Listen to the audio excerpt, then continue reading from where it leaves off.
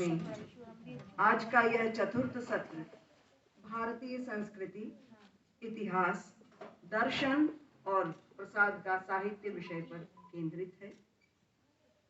हमने अपनी प्रस्तुति का विषय चुना है सोने पर सुहागा, महाकवि प्रसाद के शब्द और पंडित ओमकारनाथ ठाकुर का संगीत। इसके पहले जैसे कि हमारे सत्र संचालक महोदय ने उल्लेख किया था, डॉक्टर प्रभाकर सिंह जी, हालांकि वो वक्ता के रूप में अपनी प्रस्तुति पहले दे चुके, लेकिन अध्यक्ष के रूप में भी आपका नामोल्लेख हो गया था, इसलिए मैं आप ही को संबोधित कर रही हूँ। सबसे पहले सभाध्यक्ष के रूप में उल्लेखित प्रोफेसर प्रभाकर सिंह जी, इस सुंदर सभा कक्ष में विराजमान professor Baliraj Pandey ji, सम्मान्य professor Chandrakala Tripathi ji, doctor Amit Pandey ji, केंद्र के समन्वयक प्रोफेसर सदाशिव कुमार द्विवेदी जी, आप आ गए, मैं आपकी राह देख ही रही थी, और संयोजिका डॉक्टर कविता प्रसाद जी, अन्यान्य प्रसाद के गहन अध्येता साहित्य मनीषीगण, शोधपत्र वाचक तथा अन्यान्य छात्र छात्राएं। ये भी सुखद संयोग है कि श्री आर संजय भी इस सभा कक्ष में विद्यमान हैं, जो हमारे अनुज श्री राहुल भट्ट के स्कूल के दिनों के सहयोगी हैं, और हम सभी महामना की बगिया के सेंट्रल हिंदू गर्ल्स स्कूल के पढ़े हुए हैं, उसके बाद काशी हिंदू विश्वविद्यालय के पढ़े हुए। तो महामना की बगिया में महामना को प्रणाम और आप सबके प्रति सादर अभिवादन। सत्र संचालक श्री रविशंकर सोनकर जी, नाम लेने में दिक्कत यही हो जाती है कि अगर किसी का नाम गलती से छूट गया तो ऐसी स्थिति में मैं पहले ही क्षमा याचना कर रही हूँ, लेकिन सभा भवन में विद्यमान सभी श्रोता प्रथम पंक्ति से लेके अंतिम पंक्ति तक सबके प्रति हमारा अभिवादन। काशी में काशी हिंदू विश्वविद्यालय के प्रांगण में महाकवि जयशंकर प्रसाद और भारत का सांस्कृतिक गौरव बोध विषय पर केंद्रित यह भव्य आयोजन हम सभी को यह अवसर दे रहा है कि इस ज्ञान यज्ञ में एक छोटी सी आहुति, यथाशक्ति यथामति छोटी सी आहुति दे सके। काशी में कविवर प्रसाद की चर्चा, उनकी कृतियों में भी कामायनी और कामना की चर्चा होना जितना स्वाभाविक है, उतना ही स्वाभाविक है काशी हिंदू विश्वविद्यालय के प्रांगण में प्रायः 73 वर्षों पूर्व, अभी इतिहास की चर्चा कर रहे थे तो उसके संदर्भ अलग थे जिसको प्रभाकर जी ने यहाँ पर प्रस्तुत किया, और ये प्रसाद के कामायनी और कामना से जुड़ा एक अन्य ऐतिहासिक संदर्भ है। तो मुझे लगता है कि सत्र के शीर्षक का यथोचित पालन हो रहा है। काशी हिंदू विश्वविद्यालय के प्रांगण में प्रायः 73 वर्षों पूर्व संगीत मार्तंड पंडित ओमकारनाथ ठाकुर द्वारा परिकल्पित, निर्देशित और संगीत रूपक के रूप में मंचित कामायनी और कामना की चर्चा, महाकवि प्रसाद की विराट शब्द सृष्टि का पंडित ओमकारनाथ जी द्वारा कराया गया संगीतमय दर्शन। सत्र के शीर्षक दर्शन को मैंने यहाँ भी जोड़ने की कोशिश की है। महाकवि प्रसाद की विराट शब्द सृष्टि का पंडित ओमकारनाथ जी द्वारा कराया गया संगीतमय दर्शन, जिसे सोने पर सुहागा कहना ही ज्यादा उचित। न केवल काशी हिंदू विश्वविद्यालय बल्कि काशी के रंग इतिहास में भी अपने तरह की अनूठी रंग प्रस्तुति के रूप में पंडित जी द्वारा संगीतबद्ध कामायनी और कामना को वर्षानुवर्ष स्मरण किया जाता रहा। आज इस राष्ट्रीय परिसंवाद के बहाने पुनः उस स्मृति मंजूषा को खोलने का अवसर देने के लिए समस्त आयोजन समिति के प्रति हम दोनों हार्दिक कृतज्ञता व्यक्त करते हैं। पंडित ओमकारनाथ ठाकुर जी की प्रस्तुति अपने आप में अनेक अर्थों में अभिनव थी। पंडित जी के प्राचार्यत्व में 19 अगस्त 1950 को काशी हिंदू विश्वविद्यालय में स्थापित श्री कला संगीत भारती, जो अब 2 स्वतंत्र संकायों, संगीत एवं मंचकला संकाय तथा दृश्य कला संकाय के रूप में विकास के नए सोपान चढ़ रही है। उसकी मात्र 3 महीने की शिशु वय में महाविद्यालय की नवागत अनुभवहीन छात्राओं द्वारा वार्षिकोत्सव के रूप में 3 महीने में किसी संस्था का वार्षिकोत्सव हो जाना कितनी अद्भुत बात है। वार्षिकोत्सव के रूप में विश्वविद्यालय दीक्षांत समारोह सप्ताह में 3 दिसंबर 1950 को कामायनी जैसे प्रौढ़ महाकाव्य का मंचन अपने आप में आश्चर्यजनक कीर्तिमान तो था ही, अभिनय करने वाली छात्राओं द्वारा संपूर्ण गीतात्मक संगीत संवादों का स्वयं गायन करना भी उतना ही रोमांचक और आह्लादक था। स्वयं पंडित ओमकारनाथ जी ने पार्श्व गायन द्वारा संपूर्ण कथाक्रम का सूत्र संभाला हुआ था।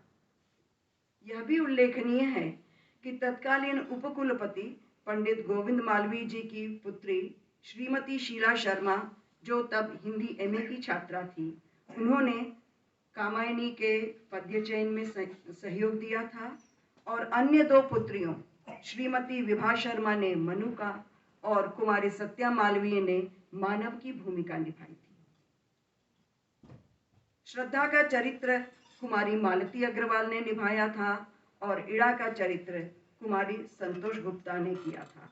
इसमें संतोष को छोड़ करके जिन्होंने इड़ा का चरित्र किया, सभी ने अपने संवाद स्वयं ही गाए थे, मनु भी, मानव भी, श्रद्धा भी। इड़ा का पार्श्व गायन कुमारी वसुंधरा तलवलकर ने किया था, जो कालांतर में पंडित जी के पट्ट शिष्य पंडित बलवंत राय भट्ट की पत्नी और हमारी मां बनी। वास्तव में कामायनी का स्वर संस्कार हमें मां के कारण ही प्राप्त हुआ। 1950 में कामायनी का मंचन हुआ और इसके 2 वर्ष बाद 1952 में कामना का मंचन हुआ। पंडित ओमकारनाथ जी अपने समय के शास्त्रीय संगीत के सर्वश्रेष्ठ गायक के रूप में विख्यात थे और संगीत के शास्त्र पक्ष के मनन चिंतन में भी गहरी पैठ रखते थे। विशेषतः भरतमुनि के नाट्य शास्त्र के प्रति उन्हें बहुत आदर था। उसमें भी रस, भाव और काकु संबंधी चिंतन ने उन्हें अत्यंत प्रभावित किया था। काकु भेद से रस भावों का प्रकटीकरण पंडित जी के संगीत चिंतन और संगीत प्रदर्शन का महत्वपूर्ण अंश था। अपना यही ज्ञान उन्होंने पूरे मनोयोग से कामायनी और कामना की स्वर सज्जा को समर्पित किया था। महाकवि प्रसाद की शब्द योजना में जो सहज माधुर्य, लालित्य और भाव प्रवणता है, उसको पूरा सम्मान देते हुए नाटक के रूप में उसके अनुरूप संगीत संयोजन अपने आप में एक चुनौती था। कामायनी तो छंदोबद्ध पद्यात्मक रचना होने से उसे संगीतबद्ध करना अपेक्षाकृत सहज था, किंतु कामना के गद्यमय संवादों को उनके भावों को स्वरों से संवारना और भी बड़ी चुनौती थी। पद्य तो फिर भी गाया जाता है, गा सकते हैं, गाते हैं, लेकिन गद्य को गा करके कहना, गा करके सजाना कितना कठिन है। लेकिन पंडित जी ने उस चुनौती को स्वीकार किया। पंडित जी ने उसे स्वीकार किया और उसे रूपायित करने में अपना सर्वस्व उड़ेल दिया, असंभव को संभव बना दिया। कामायनी का अत्यंत सफल और बहुप्रशंसित मंचन वाराणसी के रंगमंचीय इतिहास की अविस्मरणीय घटना थी, जिसे देखकर न केवल काशी के रंगकर्मी और सर्वसामान्य दर्शक आनंद विभोर थे, अपितु विश्वविद्यालय में हिंदी के आचार्य और प्रसाद साहित्य के मर्मज्ञ विद्वान पंडित पद्मनारायण आचार्य जी उस प्रस्तुति से गदगद होकर कहने लगे कि इसे देखने के बाद मानो कामायनी के अर्थबोध की नई नई परतें खुलने लग गई।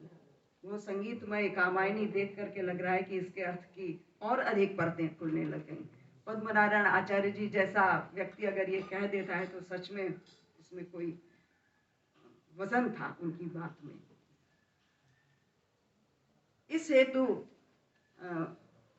पद्मनारायण आचार्य जी ने प्रसाद जयंती पर पंडित जी का विशेष सम्मान भी करवाया था।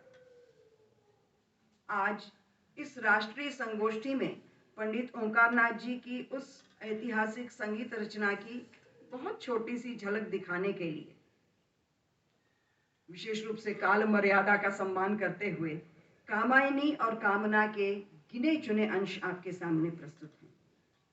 अपने संगीत संबंधी मनन चिंतन में रागों के माध्यम से रस भाव के प्रस्तुतिकरण को बहुत महत्व देने वाले पंडित जी के लिए ये तो स्वाभाविक ही था कि कामायनी और कामना को स्वरबद्ध करने के लिए वे रागों का सहारा लेते, रागों से उनका स्वर संस्कार करते। लेकिन यह मंचन केवल रागदारी संगीत का गायन मात्र नहीं था, इसलिए भावानुकूल रागों की स्वरावली देने के साथ साथ उन्होंने उसमें कुछ अन्य प्रयोग भी किए थे जो नाटक की दृष्टि से अधिक महत्वपूर्ण या अधिक प्रभावपूर्ण हो रहे थे। प्रस्तुत है मेरे अनुज श्री राहुल भट्ट के कंठस्वर में पहले कामायनी के कुछ अंश और तदुपरांत कामना के कुछ अंश। मैं कथा का विस्तार इसलिए यहाँ पर नहीं करना चाह रही हूँ कि आप लोगों में से कामायनी तो सभी ने पढ़ी होगी और कामना भी बहुतों की परिचित होगी। कामायनी पद्यमय है, कामना गद्यमय है, ये मैं पहले ही कह चुकी। पंडित जी ने जो नाट्य स्वरूप दिया था कामायनी का, उसमें से पांचवें दृश्य के लिए उन्होंने निर्वेद सर्ग से इड़ा और श्रद्धा का प्रसंग चुना था। इड़ा श्रद्धा से पूछती है, तुमको बिसराया किसने, ये प्रस्तुत करेंगे पहले। इसके बाद छठवें दृश्य में दर्शन सर्ग से मानव का श्रद्धा को ये कहना, जननी जननी मुझसे मुख यो न मोड़, ममता न तोड़ जननी। और इसी के उत्तर में श्रद्धा का उसे समझाना, हे सौम्य इड़ा का शुचि दुलार, हर लेगा तेरा व्यथा भार, हे सौम्य। प्रस्तुत है कामायनी के ये अंश।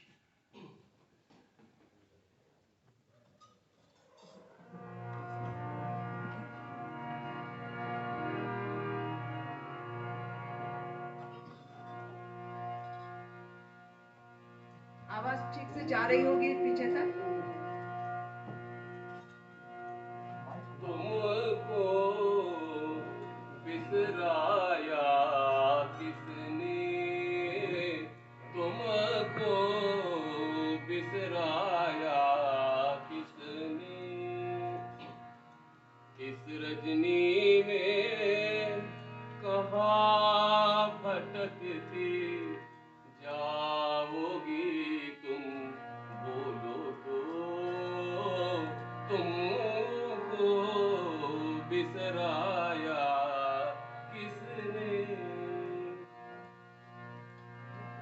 जीवन की लंबी यात्रा में, जीवन की लंबी यात्रा में खोए भी हैं, मिल जाते मिल जाते। जीवन है तो कहीं मिलन है, जीवन है तो कहीं मिलन है। कट जाती दुख की रातें, तुम बोलो तो कि तुमको बिसराया किसने, तुमको बिसराया किसने।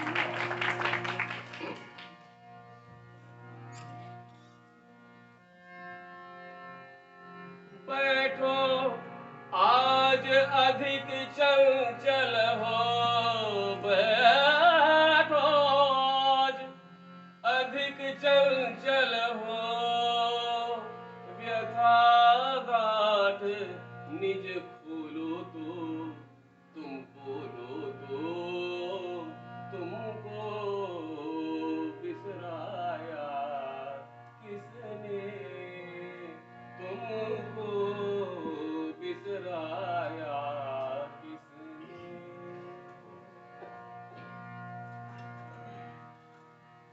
जननी मुझसे मुख यो न मोड़, ममता न तोड़ जननी, जननी, जननी मुझसे मुख यो न मोड़, ममता न तोड़ जननी, जननी तेरी आज्ञा का कर पालन, यह स्नेह सदा करता लालन, मैं मरूं जीऊं पर टूटे न प्रण, वरदान बने मेरा जीवन, जननी, जननी, जननी मुझसे मुख यो न मोड़, ममता न तोड़ जननी, जननी।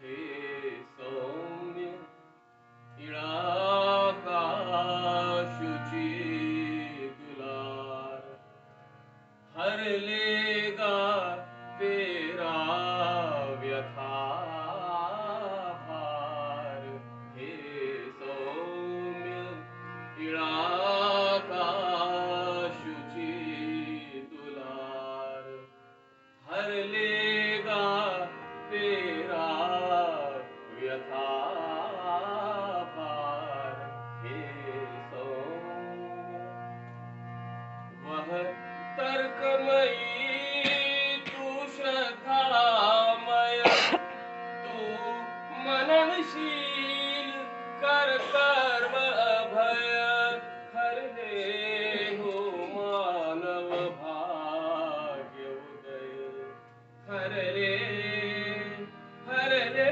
हो मानव भाग्य उदय, हे सौम्य इड़ा का शुचि दुलार, हर लेगा तेरा व्यथा भार, हे सौम्य।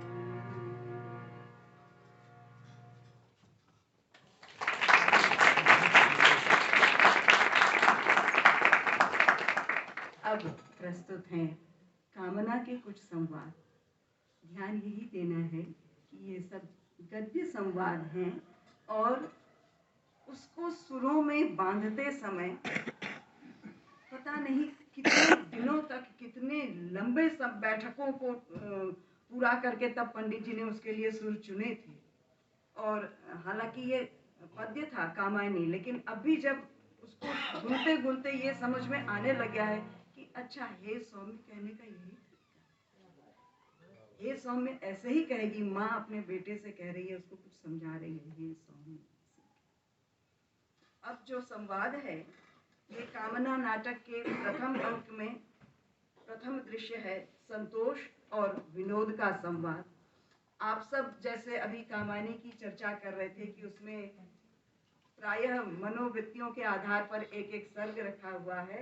आप सब ये जानते होंगे कि कामना नाटक के चरित्र भी ऐसे ही मनोभावों से संबंधित हैं। तो यह संतोष और विनोद का संवाद है। क्यों जी, ये क्यों जी जो दो मित्र पास पास में बैठ के बोल रहे हैं, आप अनुभव कर पाएंगे कि ये क्यों जी हम लोग ऐसे ही बोलते हैं, या हमारे भीतर इतना उतर गया है कि अब हम उस क्यों जी को उसी रूप में समझते हैं। क्यों जी, इस सागर के उस पार क्या है, क्यों जी।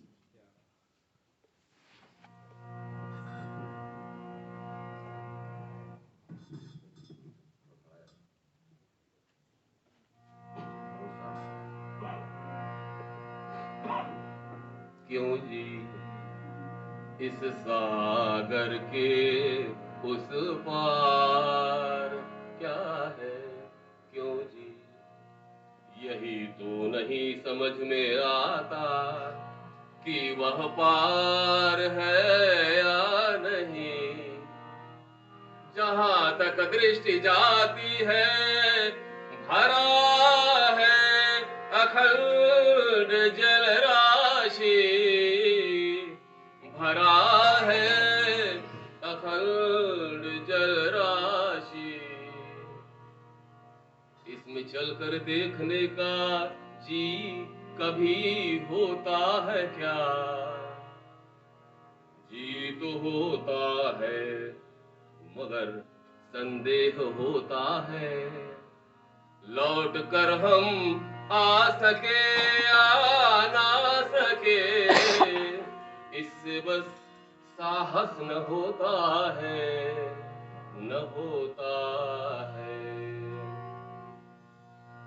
हरे भरे ये खेत वहाँ क्या होंगे, इन छोटी छोटी पहाड़ियों से ढुलकते मचलते ये झरने, फूलों से लदे हुए इन वृक्षों की ये पंक्तियां, और भोली भाली गौए उनके प्यारे ये बछड़े। तुम कहो वहाँ क्या होंगे। यह धवल धूप वह चंद्र चांदनी, जगमगती तारों की रात, इस प्रमत्त विहड़ समुद्र में कैसे कहाँ मिलेंगे, कैसे कहाँ मिलेंगे। अटल विश्वास है मेरा वहाँ कुछ भी नहीं होगा। क्यों जी, क्यों जी।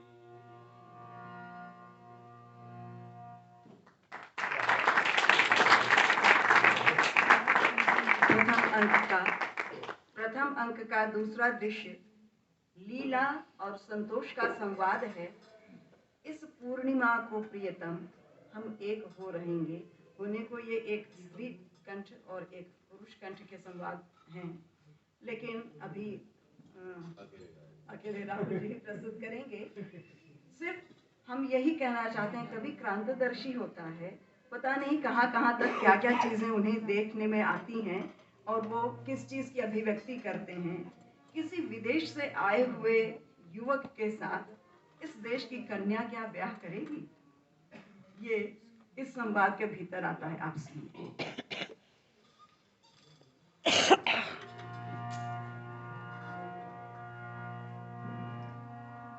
इस पूर्णिमा को प्रियतम हम एक हो रहेंगे, किंतु सखी तुम्हारी उसने वरण किया है, उसने वरण किया है।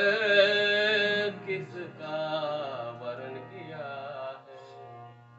सुना है कोई सागर पार से इस देश आया है, उसके आने का समाचार मैंने भी सुना है, किंतु नवागंतुक उससे इस देश की कन्या, इस देश की कन्या क्या ब्याह करेगी।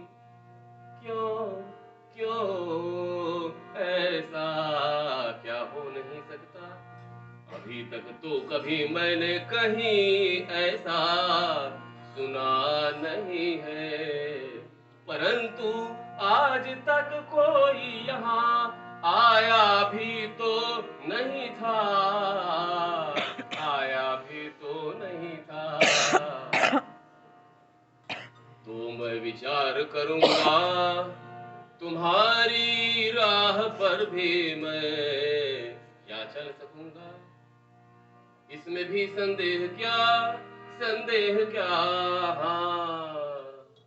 हाँ लीला, हाँ लीला।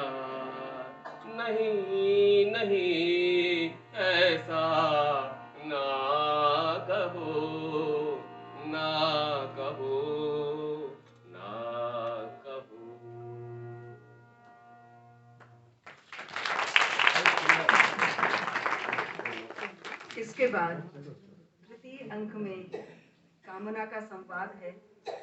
मेरे प्यारे देशवासियों, लौट चलो। मैं फिर क्रांतदर्शी कवि को ही याद कर रही हूँ। आज हम सब लोग पर्यावरण की चिंता कर रहे हैं और प्रकृति की ओर लौटने की बातें कर रहे हैं। यही संदेश इसमें है। ये पहले कामना का संवाद है, मेरे प्यारे देशवासियों लौट चलो, और उसके बाद विवेक का संवाद है। बहुत समय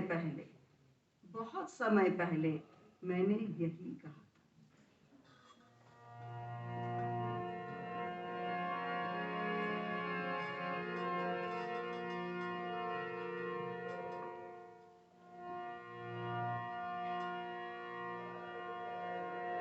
मेरे प्यारे देशवासियों, लौट चलो।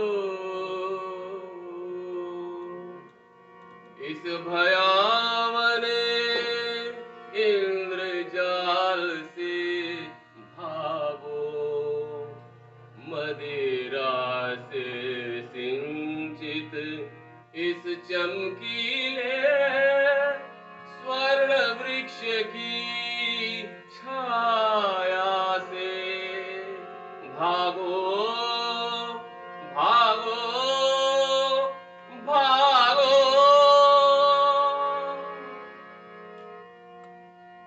बहुत समय पहले मैंने यही कहा था, भागो। तब तुम्ही ने कहा था ये पागल है, और मैं पागल हो गया, पागल हो गया। कामना, कामना, कामना, मेरी पगली लड़की, आ मेरी गोद में आ। चल हम लोग वृक्षों की शीतल छाया में लौट चले, लौट चले।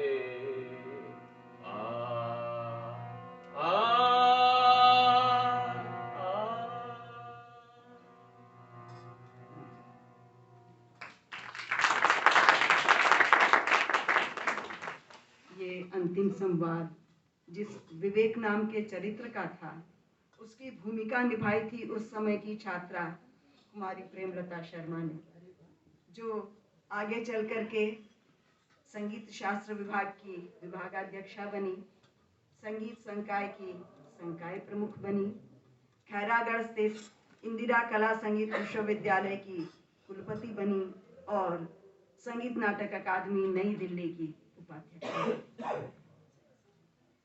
प्रसाद जी के नाटकों की वाराणसी की मंच प्रस्तुति में काशी हिंदू विश्वविद्यालय से संबंधित एक दो और उल्लेख अस्थानीय नहीं होंगे, वो भी हिंदी विभाग से भी जुड़ा हुआ है। हिंदी विभाग और संगीत महाविद्यालय के पूर्व छात्र सुप्रसिद्ध रंग निर्देशक श्री बी कारंत ने नागरी नाटक मंडली में, संभवतः वो 70 के दशक के बीच के साल रहे होंगे, 75-76 ऐसा कुछ, नागरी नाटक मंडली में वाराणसी के रंगकर्मियों और संगीत संकाय की छात्राओं को लेकर चंद्रगुप्त मंचित किया था। और उस नाटक की बड़ी विशेषता ये थी कि पूरा नाटक बगैर माइक के किया था, माइक नहीं था उसमें। और जितना मुझे याद आ रहा है, बनारस के बहुत नामी रंगकर्मी हैं इस समय, उस समय वो लोग युवा उत्साही नरेंद्र आचार्य जी ने चंद्रगुप्त का रोल किया था और राजेंद्र उपाध्याय जी ने सिंहरण का रोल किया था उस समय। और संगीत संकाय की भी एक दो छात्राएं थी और उसमें संगीत दिया था गायन विभाग के ही प्रोफेसर प्रदीप कुमार दीक्षित जी ने।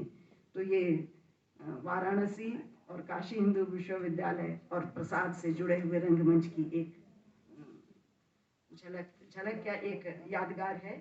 और उसके बाद कारंत जी भोपाल से स्कंदगुप्त नाटक लेकर के आए थे और ये 80 के दशक की घटना रही होगी। और संगीत संकाय का जो भीतर वाला मुक्ताकाशीय मंच है उस पर वो स्कंदगुप्त उन्होंने किया था। और ओंकार नाथ जी से जुड़ी हुई एक घटना मैं ये भी जरूर बताना चाहूँगी। कारंत जी का ये कहना था कि अगर मेरे जीवन में ओंकार नाथ ठाकुर न आते तो मैं शायद कभी स्टेज पर या रंग कर्म की ओर न जुड़ता। मैं तो यहाँ हिंदी एमए पढ़ने आया था, हिंदी एमए करने के बाद कर्नाटक में चला जाता किसी इंटर कॉलेज में या डिग्री कॉलेज में हिंदी का एक टीचर बनकर के सारी जिंदगी बीत जाती। लेकिन यहाँ संगीत कॉलेज में, संगीत महाविद्यालय में ओंकार नाथ जी को सामने देखने का, उनकी बातें सुनने का ये प्रभाव मुझ पर पड़ा कि मुझे लगा कि केवल एक हिंदी का अध्यापक बन जाना उससे कहीं अलग है। रंग कर्म में जुड़ना तो उसमें मेरा साहित्य और संगीत दोनों काम आएगा। और वो कहते थे कि उन्हीं के कारण मैं रंग कर्म से जुड़ा। और उन्होंने क्या नाम कमाया ये तो आप सब जानते हैं। काशी हिंदू विश्वविद्यालय का गौरव है, हिंदी विभाग का गौरव है, संगीत संकाय का गौरव है। अंत में कुछ और 70 के दशक के उत्तरार्ध में नागरी नाटक मंडली में ही प्रसाद जी के काव्य के अंग्रेजी अनुवाद के लोकार्पण का एक आयोजन था। उसमें प्रस्तुति के लिए कामायनी के लज्जा सर्ग के अंतिम 3 छंदों को बलवंत राय भट्ट जी ने, हमारे पिताजी ने संगीतबद्ध किया। और ऐसा करते हुए अपनी उस रचना को महाकवि प्रसाद और अपने गुरुवर पंडित ओंकार नाथ ठाकुर जी को समर्पित किया था। वे छंद आप सब जानते हैं। नारी तुम केवल श्रद्धा हो, देवों की विजय दानवों की हारों का होता युद्ध रहा, और आंसू से भीगे अंचल पर अपना सब कुछ रखना होगा। इसी से हम दोनों की प्रस्तुति विराम लेगी।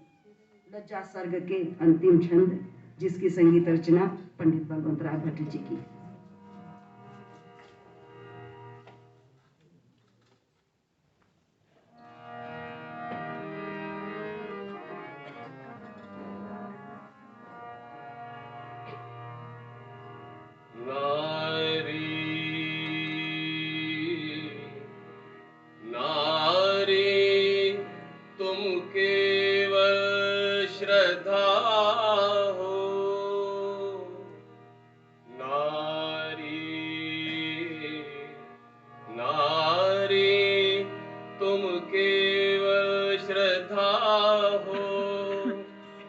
विश्वास रजत नग पगत में पीयूष स्रोत सी बहा करो जीवन के सुंदर समतल में। देवों की विजय दानवों की हारों का होता युद्ध रहा, संघर्ष सदा उर अंतर में जीवित रह नित्य विरुद्ध रहा। आंसू से भीगे अंचल पर, आंसू से भीगे अंचल पर मन का सब कुछ रखना होगा। तुमको अपनी स्मित रेखा से यह संधि पत्र लिखना होगा, यह संधि पत्र